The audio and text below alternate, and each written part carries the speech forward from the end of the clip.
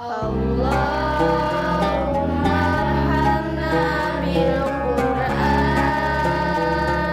Berangkat dari kegundahannya sebagai Ketua Umum Parmusi, Persaudaraan Muslimin Indonesia, menyaksikan kemiskinan dan kebodohan yang membelenggu sebagian umat Islam di pelosok pedesaan dan perkotaan di seluruh tanah air, Aba Usama Hisyam sangat prihatin terhadap kendala umat yang masih sulit untuk memperoleh kualitas pendidikan yang baik dengan biaya terjangkau.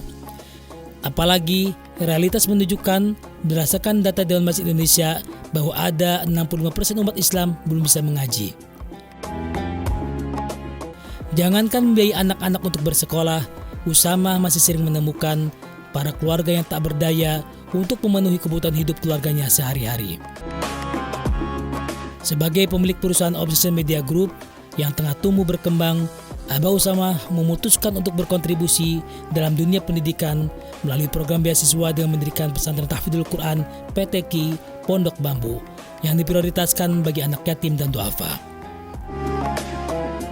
Atas dukungan pemikiran dua sahabatnya dalam memecahkan persoalan-persoalan keumatan, yakni ulama Khos Nahdliyin, Kiai Haji Abarot Bahar Bakri, yang juga pimpinan Pondok Pesantren Mama Bakri Lui Sadeng Bogor, dan Profesor Dr. Kiai Usnan B. Fanani MA, salah satu cucu pendiri Pondok Modern Darussalam Gontor, Usama yang merupakan kandidat Doktor Manajemen Pendidikan Islam Universitas Muhammadiyah Jakarta ini, pada 4 Januari 2022 meresmikan Yayasan Persaudaraan Umat Madani berdasarkan pengesahan Badan Hukum Menteri Hukum dan HAM RI nomor 0003339 AH 0104 tahun 2022 sebagai pengelola pesantren Tahfidzul Quran PTQ Pondok Bambu.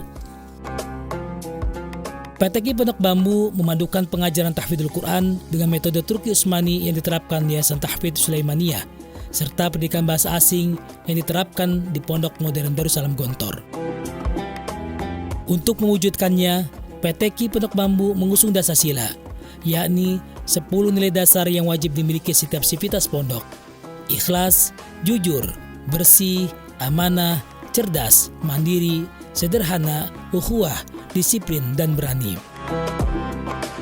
Ikhlas beribadah, belajar dan beramal, jujur dalam bertutur, bersih lahir dan batin, amanah dalam tugas, cerdas berpikir dan bertindak, memiliki sikap mandiri di tengah masyarakat, sederhana dalam hidup dan kehidupan, menjadi perekat ukhuwah, disiplin waktu dan ibadah, serta berani menegakkan amar ma'ruf dan nahi mungkar.